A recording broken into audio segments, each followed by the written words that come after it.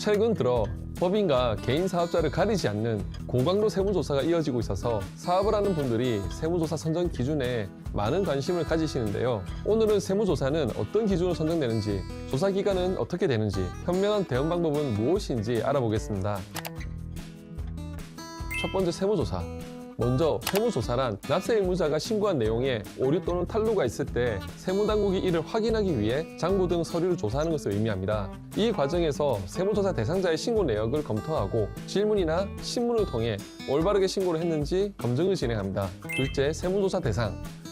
세무조사는 크게 정기 세무조사와 비정기 세무조사가 나뉘어지는데요. 정기 세무조사는 정기적으로 신고의 적정성을 검증하고 일정한 주기로 세무조사를 시행하지만, 비정기 세무조사는 명백한 탈루 혐의가 의심되는 경우 선택적으로 대상자를 선별해서 세무조사를 시행합니다. 정기 세무조사는 국세청이 신고의 성실도를 전산으로 분석한 결과 불성실 혐의가 있거나 최근 4년 이상 세무조사를 받지 않은 납세자 중 신고 내역이 적정한지 검증이 필요한 경우에 실시되는데요. 그 외에도 무작위 추출 방식으로 정기 세무조사의 대상이 될 수 있습니다. 예를 들어 매출이 급격하게 감소하거나 업계 평균보다 현저히 낮아 매출 누락이 의심되는 경우, 또는 매출에 비해 비용이 과도하게 많거나 업계 평균을 초과할 비용이 과다 계상이 의심되는 경우, 금액이 비정상적으로 큰 거래가 자주 발생한 경우, 이런 경우 정기 세무조사 대상이 선정될 수 있습니다. 반면에 비정기 세무조사는 탈세 정보가 들어오거나 명백한 탈루 혐의가 확인되는 등 즉각적인 조사가 필요한 경우에 실시됩니다. 이런 경우 사전 예고 없이 강도 높은 비정기 세무조사를 받을 수 있습니다. 셋째, 세무조사 과정.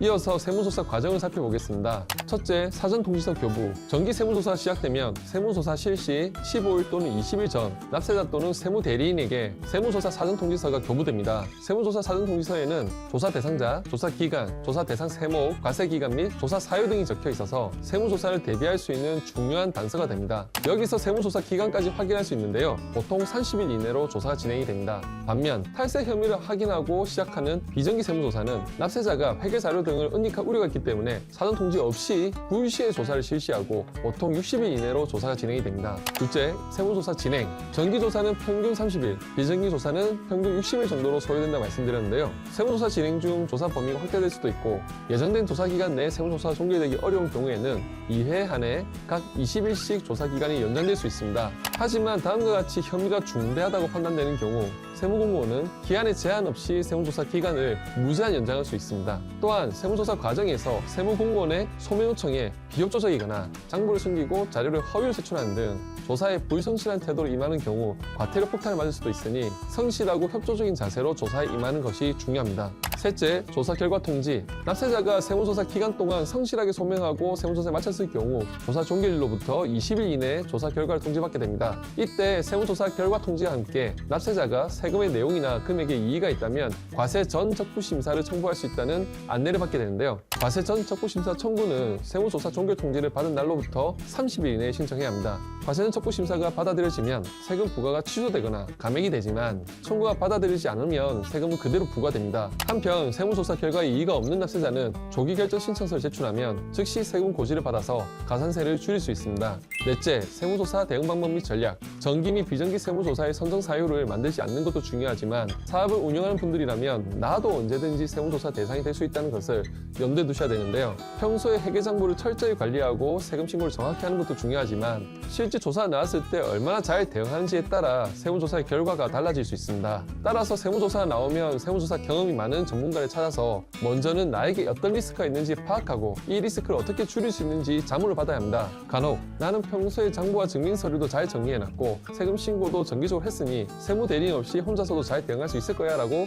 생각하시는 분들이 많으신데요. 세무조사 대응은 단순히 잘 정리된 장부와 증빙서를 제출한 것에 그치지 않습니다. 세무공무원의 소명 요청에 어떤 자료는 제출해야 하고 어떤 자료는 제출하지 않을 것인지, 세무공무원의 질문에 각 거래의 정당성과 필요성을 어떤 근거를 제시하면서 설명을 할지, 이러한 전략을 세우기 위해서는 현 상황에 대한 충분한 검토와 올바른 분석이 필요합니다. 세무조사를 빨리 끝내고 싶은 마음에 혼자서 조사를 급히 대응하다가 오히려 상황이 악화된 후 저를 찾아오신 분들이 있습니다. 세무조사는 복잡하고 전문적인 영역이기 때문에 세무조사 통지를 받으면 즉시 전문가에게 자문을 요청하는 것이 좋습니다. 특히 처음 세무조사 세무조사를 겪는 분들은 세무조사를 제대로 대응하지 못하면 가산세와 함께 세금만 추징되고 끝나는 거 아닌가? 이렇게 생각할 수 있지만 절대 그렇지 않습니다. 조사 과정에서 조세포탈, 세무계산서 범죄와 같은 조세법 혐의가 발견되면 일반 세무조사에서 원칙 세무조사로 조사가 전환이 되고 혐의가 확정되면 경찰에 고발되어 형사처벌까지 받을 수 있기 때문에 조사 초기부터 적극적으로 소명해야 큰 피해 없이 세무조사를 마무리할 수 있습니다. 지금까지 세무조사 선정 기준과 절차, 그리고 대응 방법에 대해 설명드렸는데요. 누구도 피해갈 수 없는 세무조사, 피할 수 없다면 전략적으로 대응하여 피해를 최소화한다는 것이 오늘의 핵심입니다. 이번 영상으로 세무조사 경험이 많은 조세 전문 변호사의 노하우를 많이 얻어가셨으면 좋겠습니다. 다음에 더 유익한 영상으로 돌아오겠습니다. 감사합니다.